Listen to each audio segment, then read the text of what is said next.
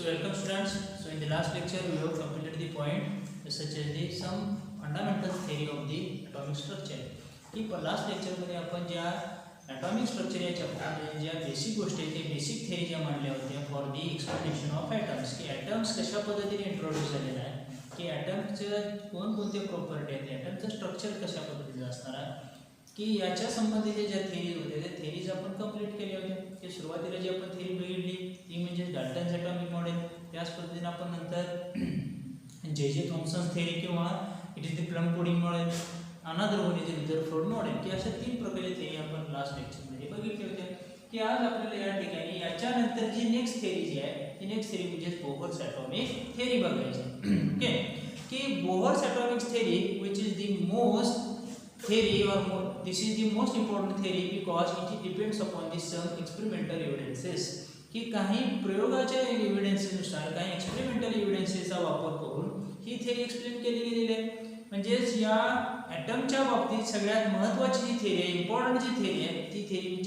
ज्या थिअरीमधून आपल्याला ॲटमविषयी किंवा ॲटमच्या स्ट्रक्चरविषयी की जास्तीत जास्त माहिती उपलब्ध होते अशा प्रकारची थिअरी म्हणजे बोहर्स ॲटॉमिक थिअरी आहे ओके तर Bohr's atomic theory which is depends upon Planck's quantum theory आणि बोहर्स ॲटॉमिक थिअरी ज्या थिअरीवरती अवलंबून आहे त्या थिअरीचं नाव काय आहे it is Planck's atomic theory okay और Planck's quantum theory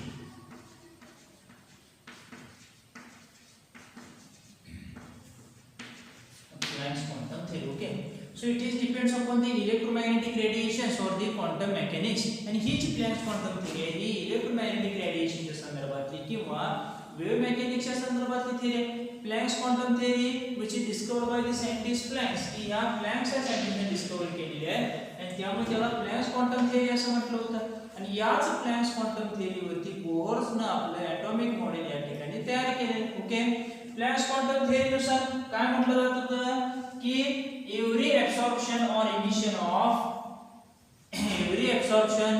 emission in the form of energy in the form of packets की absorption of energy असू दे किंवा emission of energy असू दे की जो एनर्जीचा जो फॉर्म असेल absorption of energy or emission of energy in the form of packets ती नेहमी स्मॉल पॅकेटच्या फॉर्म मध्ये स्टोअर केली जात होती किंवा स्मॉल पॅकेटच्या फॉर्म मध्ये केली जात होते and these small packets are known as a quanta and त्या स्मॉल पॅकेट्सला आपण काय म्हणतो क्वांटा असं म्हणत होतो okay and therefore these small packets of energy quanta which is denoted by symbol h denoted by symbol e and h is equal to h nu या h is equal to काय म्हणतो आपण h nu अशा प्रकारे म्हणतो h is the Planck's constant h हा काय h is the Planck's constant which having the value 6.624 into 10 raised to minus 34 joule per second okay so this is the value of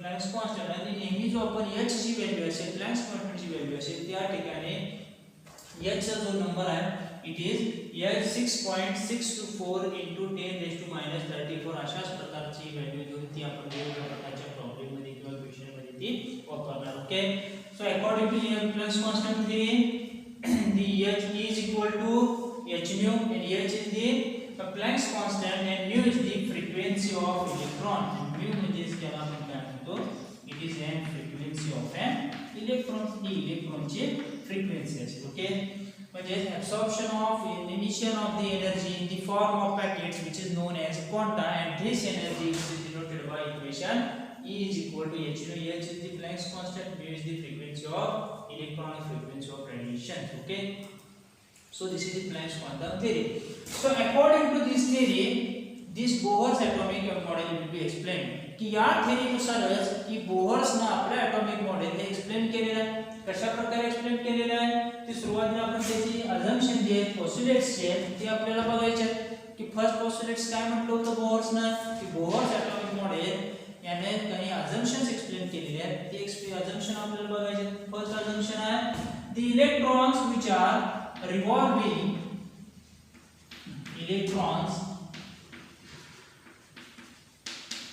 electrons revolving around the nucleus the electrons which are revolving around the nucleus,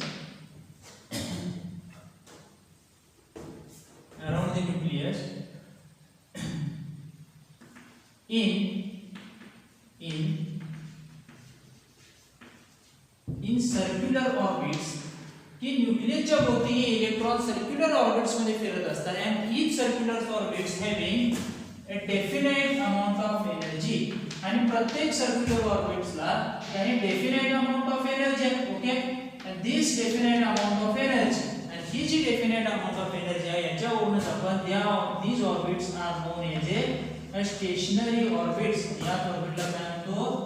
stationery orbits or stationary shells. याला आणखी काय म्हटलं जाणार आहे? Stationery shell सुद्धा म्हणत असतो. म्हणजेच electrons which are revolving around the nucleus in a circular orbit and each orbit having a definite amount of energy. आणि इलेक्ट्रॉन ज्या ऑर्बिट्स मधून सर्क्युलर मोशन मध्ये फिरत राहणार आहे त्या प्रत्येक ऑर्बिटला एक डेफिनाइट अमाउंट ऑफ एनर्जी ही असणार आहे. त्यामुळे त्याच ऑर्बिटला आपण काय म्हणतो? These orbits are known as a stationary orbits or stationary shells म्हणत असतो. So this is the first assumption. Second assumption आहे these are the orbits, की प्रत्येक energy orbits these are also known as a energy levels. आणि ही जी orbits आहेत याच ऑर्बिट्सला these are known as a energy levels which are represented by, आणि या प्रत्येक energy लेवल्सला which are represented by designated by K L M N O with respect to 1 2 3 4 respectively. म्हणजे जी energy orbits आहेत त्या ऑर्बिटल्सला energy level असं म्हणतात ना. प्रत्येक एनर्जी लेवल डेसिग्नेट करण्यासाठी रिप्रेझेंट करण्यासाठी जे सिम्बॉल्स वापरले जातात ते सिम्बॉल्स म्हणजे K L M N O P अशा प्रकारचे जे असतात सिम्बॉल्स. आणि प्रत्येक जो सिम्बॉल आहे प्रत्येक सिम्बॉलसाठी जे रिप्रेझेंटेशन असेल ते रिप्रेझेंटेशन्स 1 2 3 4 अशा प्रकारचं रिप्रेझेंटेशन आपण ते रिस्पेक्टिव्हली इंट्रोड्यूस करत असतो. ओके, थर्ड पोस्टुलेट्स मध्ये थर्ड अजम्पशन काय? when the energy levels are increases, की ज्या पद्धतीने energy levels are increases due to a distance of an orbit and the nucleus it becomes more and more, की ज्या पद्धतीने एनर्जी लेवल इन्क्रीज होत जाणार आहे म्हणजेच की ऑर्बिट्स आणि न्यूक्लियस याच्यामधला डिस्टन्स हा ज्या पद्धतीने मोर होत जाईल त्या पद्धतीनुसारच की आपल्या energy levels are also increases. Energy level 1 2 3 4 ज्या पद्धतीने इन्क्रीज होत जातील त्यानुसारच की ऑर्बिट्स आणि न्यूक्लियस याच्यामधला डिस्टन्स सुद्धा हा इन्क्रीज होत गेला जातो. and these energy levels are designated as first energy level E1, second energy level E2, third energy level E3 and so on. म्हणजे ज्या पद्धतीने आपला ऑर्बिटल्स हा जर k ऑर्बिटल असेल k शेल जर असेल तर त्या k शेलची एनर्जी लेवल E1 अशा प्रकारची असू शकते. L शेलची जर बघितली त्याची एनर्जी लेवल E2 अशा प्रकारची असू शकते. म्हणजे जे आपले ॲटॉमिक क्वांटम नंबर जे असणार आहे प्रिन्सिपल क्वांटम नंबर जो असेल 1 2 3 4 n इज इक्वल टू त्यानुसारच आपण काय म्हणत जातो त्याच्या एनर्जी लेवल हा सुद्धा इन्क्रीज होत जाणार आहे. ऑल्सो ज्या पद्धतीने एनर्जी लेवल इन्क्रीज होत जाते मग याची जर आपल्याला ऑर्डर बघायची असेल according to increasing order of energy level it will becomes याच्यानुसार एनर्जी ऑर्डर इन्क्रीजिंग ऑर्डर कशा प्रकारे असेल E1 is less than E2 किंवा E2 is greater than E1 also E3 is greater than E1 is also so on. म्हणजे ज्या पद्धतीने की energy level increase होत चाललेले आहे म्हणजेच की ऑर्बिट्स आणि न्यूक्लियस याच्यामधला डिस्टन्स हा सुद्धा मोर तो इन्क्रीज होत चाललेला आहे तो सुद्धा डिस्टन्स हा वाढत चाललेला आहे. Okay, so this is the another postulates. Next postulate is the next postulate कशावर बोलतो बघा. Fourth postulate or fourth assumption, the electrons are jumped from lower energy level to higher energy level due to the absorption of energy. काही ठिकाणी आपल्याला अशा प्रकारे इलेक्ट्रॉनचं behaviour बघायला मिळणार आहे की ज्या ठिकाणी इलेक्ट्रॉन्स हा त्याच्या लोअर एनर्जी लेवल पासून तो हायर एनर्जी लेवल पर्यंत एक्साइट होणार आहे. म्हणजे लोअर एनर्जीला आपण ग्राउंड स्टेट एनर्जी लेवल म्हणत असतो आणखी हायर एनर्जी लेवलला एक्साइटेड स्टेट एनर्जी लेवल म्हणत असतो. की ज्यावेळी इलेक्ट्रॉन हा की ग्राउंड स्टेट एनर्जी लेवल पासून एक्साइटेड स्टेट एनर्जी लेवल पर्यंत एक्साइट होत असेल किंवा तो वरती जात असेल तर त्या ठिकाणी इलेक्ट्रॉनने काही प्रमाणात एनर्जी ऍब्सॉर्ब केलेली असते. म्हणजेच काय म्हणणार आहे, the electrons are jumped from the lower energy level to higher energy level by absorption of energy. तर त्या ठिकाणी एनर्जीचे ऍब्सॉर्प्शन होणार आहे आणि एनर्जीचे ऍब्सॉर्प्शन झाल्यामुळे इलेक्ट्रॉन्स हा की लोअर एनर्जी पासून हायर एनर्जी पर्यंत एक्साइट होणार. Okay, so this is the one mechanism. याच्या एक्झॅक्टली अपोजिट मेकॅनिझम कसा होऊ शकतो बघा. The electrons are jumped from the higher energy level to lower energy level by emission of energy. कशानुसार होणार आहे तो, emission of energy. म्हणजेच हायर एनर्जी कडून इलेक्ट्रॉन जर लोअर एनर्जीला यायचं असेल तर त्या इलेक्ट्रॉन तो स्वतःकडे एनर्जी तो रिलीज करणार आहे, इमिशन करणार आहे, इमिट करणार आहे. म्हणजेच तो मेकॅनिझम हा बाय इमिशन ऑफ एनर्जी. म्हणजे दोन्ही मेकॅनिझम एकमेकांचे अपोजिट आहे. की ऍब्सॉर्प्शन ऑफ एनर्जी होत असेल तर इलेक्ट्रॉन हा लोअर एनर्जी पासून हायर एनर्जीला जात असतो, पण the mechanism of absorption of energy आणि याच्या एक्झॅक्टली अपोजिट आपण काय बघतो, when come from higher energy level to lower energy level by emission of energy. तो एनर्जी काय करतो की इमिट करतो, त्याच तो हायर एनर्जी लेवल पासून लोअर एनर्जी लेवल पर्यंत डिक्रीज होत असतो. Okay, and this energy level difference म्हणजे हायर एनर्जी लेवल आणि लोअर एनर्जी लेवल याच्यामधला जो डिफरन्स आहे, this energy level difference which is denoted by symbol of daily. आणि त्याच्यासाठीचा सिंबल कोणता कन्सिडर केला जातो, डेली अशा प्रकारचा सिंबल आहे. It means that energy at higher level minus energy at lower level. की हायर एनर्जी लेवल मधून लोअर एनर्जी लेवल जर मायनस केली असेल त्यांच्यामधला जो डिफरन्स असेल तो difference which is the symbol of daily. आणि तो सिंबल काय घेतला जातो, डेली असा घेतला जातो. Okay, and this daily which is integral multiple of h nu. आणि हा daily म्हणजेच काय असणार आहे, it is an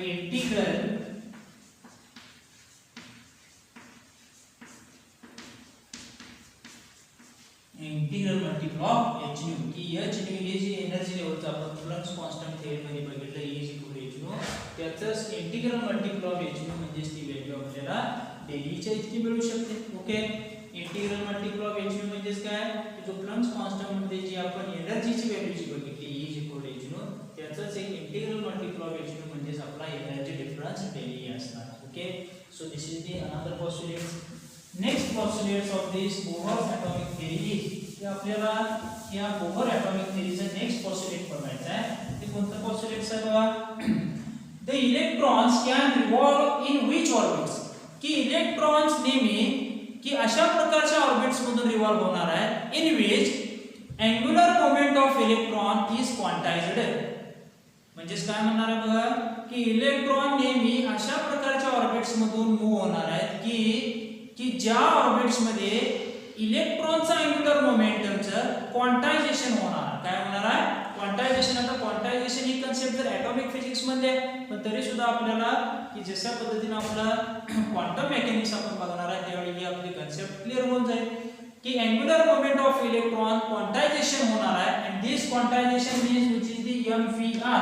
electron quantize होतो तो कशा प्रकारे कॅल्क्युलेट केला जातो, mvr याच्यानुसार क्वांटाइज केला जातो.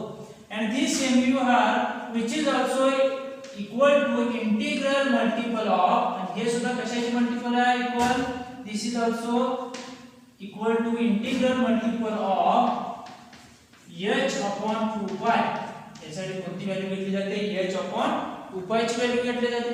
also the principle of quantization, the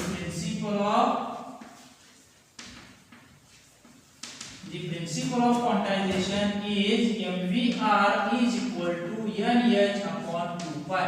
की क्वांटायझेशनचे जे प्रिन्सिपल आहे त्याच्यानुसार आपला फॉर्म्युला आपल्याला बघायला मिळतो, एक म्हणजे तो mvr is equal to nh upon 2 pi. Okay, m is the mass असेल, v velocity, r is the radius, also n is the principal quantum number, h is the Planck's constant number, pi is the constant which is 3.40. Okay, की अशा प्रकारचे equation आपल्याला जे principle of quantization principal म्हटलं तर हे Bohr atomic model मध्ये explain केले गेलेलं आहे क्वांटम मेकॅनिक्स मध्ये. आणि यालाच आपण काय म्हणतो की प्रिन्सिपल ऑफ क्वांटायझेशन. म्हणजे फॉर एक्झाम्पल आता हा जो आपण बोहर ॲटॉमिक मॉडेल बघितला तो कशा प्रकारे ऍक्च्युअली दाखवला जातो की हा न्यूक्लियस आहे, या न्यूक्लियसच्या भोवती जे ऑर्बिट्स आहेत याला जे प्रत्येकाची डेफिनेट अमाउंट ऑफ एनर्जी असणार आहे। हे फर्स्ट ऑर्बिट आपण के असं ऑर्बिट म्हणतो, त्याच्यानंतरची जी शेल आहे किंवा जी ऑर्बिट्स आहे त्या ऑर्बिटला आपण काय म्हणूया के नंतर आपल्याला मिळणार आहे एल असं मिळणार आहे। एल नंतर जो असेल तो next orbit is the KLM, another one is the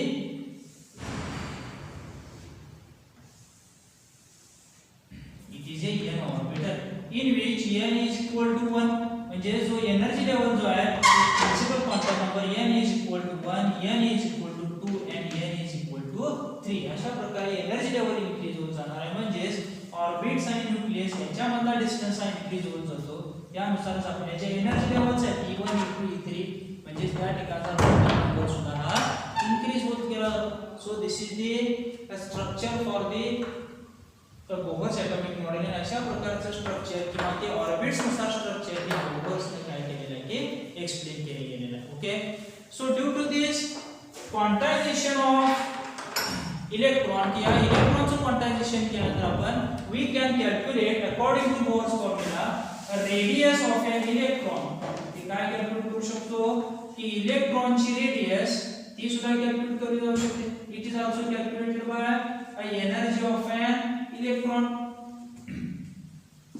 So according to Bohr's model, the radius of an electron is calculated, which is denoted by symbol of Rn. Radius of an electron ही कशा प्रकारे calculate केली जाऊ शकते की Rn या symbol नुसार calculate केली जाऊ शकते। So it having a formula n square into n square divided by 4 pi m e square z।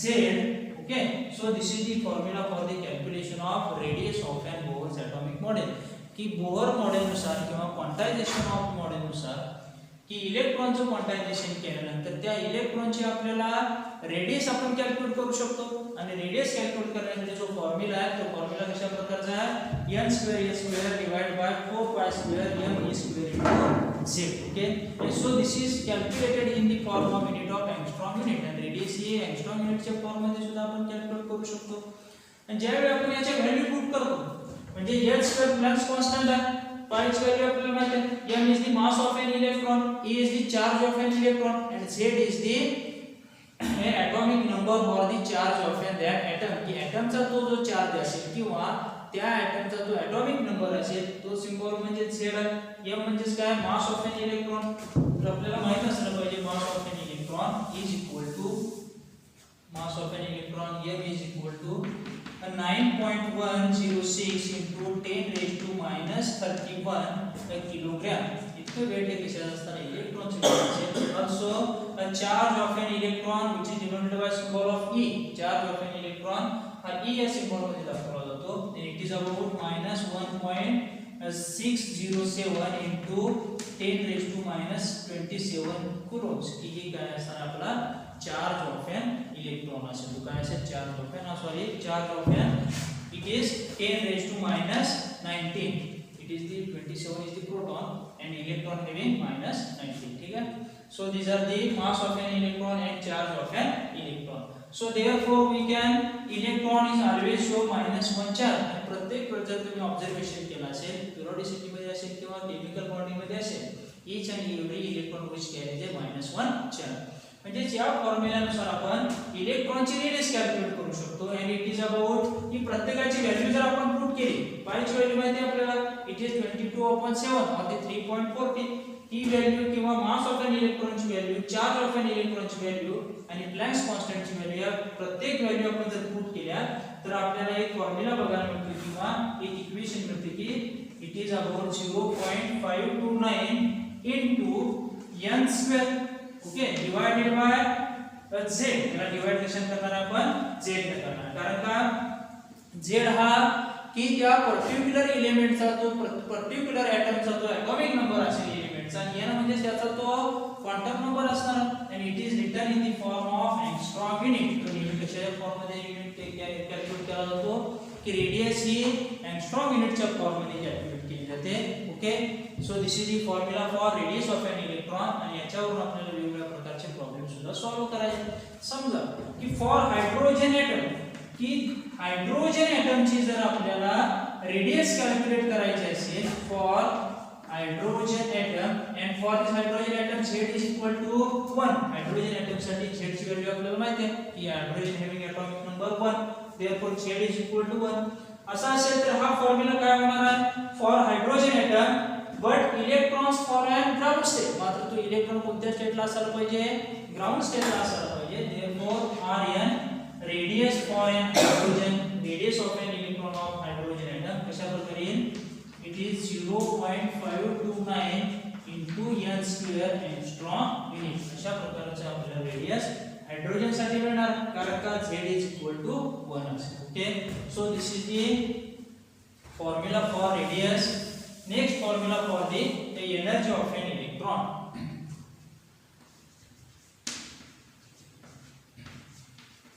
Energy, okay.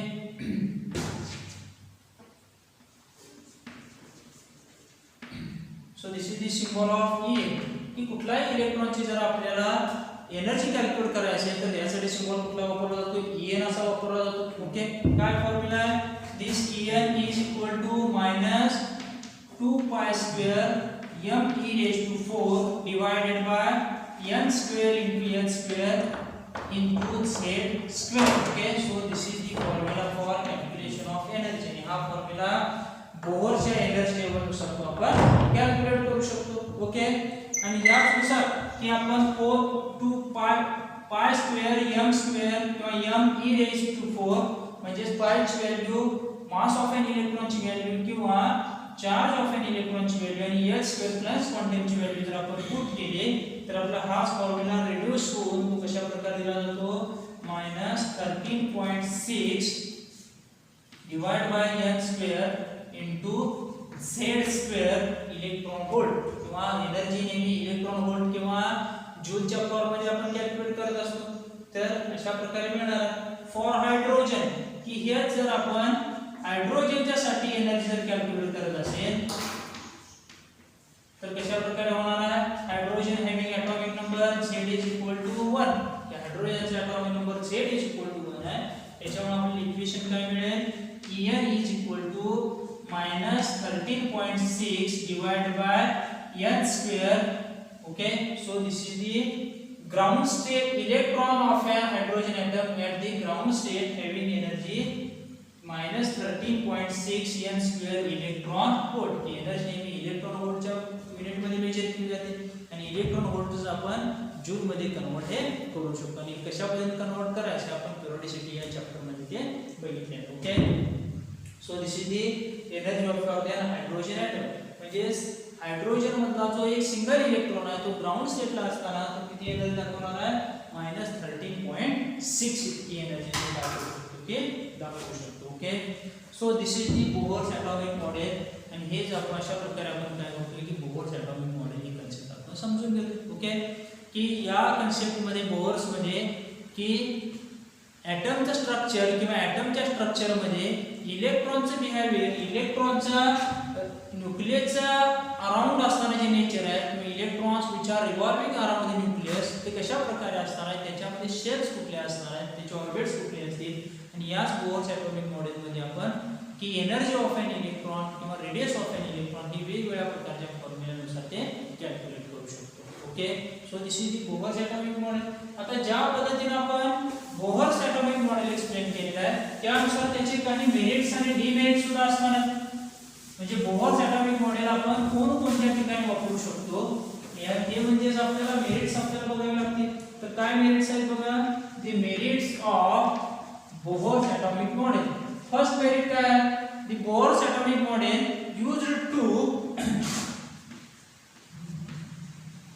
used to hydrogen and hydrogen like molecule. कि हायड्रोजन असू दे किंवा हायड्रोजन लाइक मॉलिक्यूल साठी आपण Bohr's atomic model काय करू शकतो, वापरू शकतो. म्हणजे आता जे आपण बघितलं रेडियस ऑफ एन हायड्रोजन किंवा एनर्जी ऑफ एन हायड्रोजन की याच्या वापरून म्हणजे की बोहर्स ॲटॉमिक मॉडेल हे हायड्रोजन लाइक स्पेसिस साठी वापरू शकतो.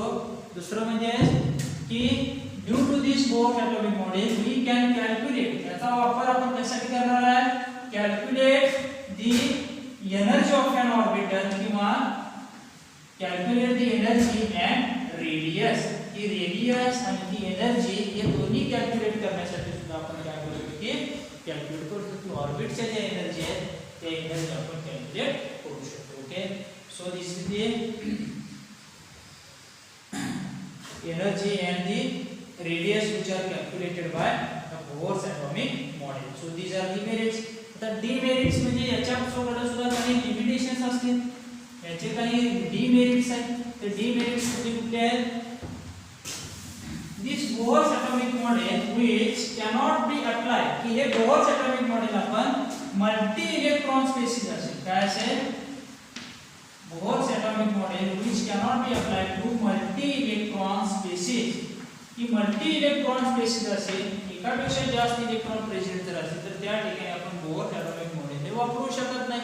ओके, दुसरं म्हणजे it cannot be applied to a fine spectrum of hydrogen. की याच्यातून आपण हायड्रोजनचा जो फाइन स्पेक्ट्रम आहे तो फाइन स्पेक्ट्रम हा एक्सप्लेन करू शकत नाही. त्याच पद्धतीने की according to this Bohr's atomic model it cannot be explained the Zeeman effect and the Stark effect. आता ऍक्च्युअली हा थोडे कन्सेप्ट की हायर लेवलचे कन्सेप्ट आहे. हा नेक्स्ट चॅप्टर आल्यानंतर आपण क्वांटम मेकॅनिक्स चॅप्टर बघत असताना ते आपल्याला लक्षात येईल. Zeeman effect is the splitting of spectral lines in the magnetic field. magnetic field मध्ये जे स्पेक्ट्रल लाईन्स स्प्लिटिंग होते तो आपण Zeeman effect मध्ये बघत असतो. स्टार्क इफेक्ट मध्ये splitting of spectral line in electrical field की इलेक्ट्रिकल फील्ड अप्लाय केल्यानंतर जे स्पेक्ट्रल लाइन्स आपल्या कशा पद्धतीने स्प्लिटिंग होणार आहे त्याचं एक्सप्लेनेशन आपल्याला स्टार्क इफेक्ट मध्ये होत असते. आणि याच्या प्रकारच्या किंवा या दोन्ही कन्सेप्टची माहिती इन्फॉर्मेशन आपल्याला बोहर्स ॲटॉमिक मॉडेल मध्ये मिळत नाही. म्हणजेच ते काय झाले की हे it is the demerits of Bohr's atomic model. हे डीमेरिट्स बोहर्स ॲटॉमिक मॉडेल्स असणार. Okay, so these are the merits and demerits of Bohr's atomic model.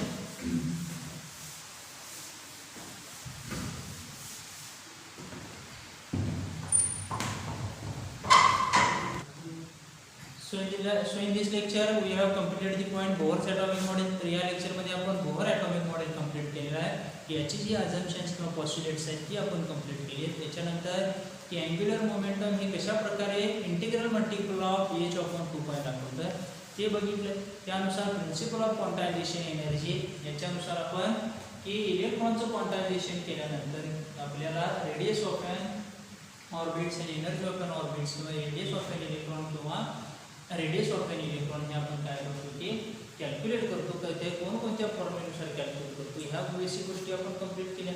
त्यानुसार आपण बोहर्स ॲटॉमिक मॉडेलचे ज्या मेरिट्स आणि डिमेरिट्स आहेत ते सुद्धा आपण या लेक्चरमध्ये कंप्लीट केले. Okay, thank you.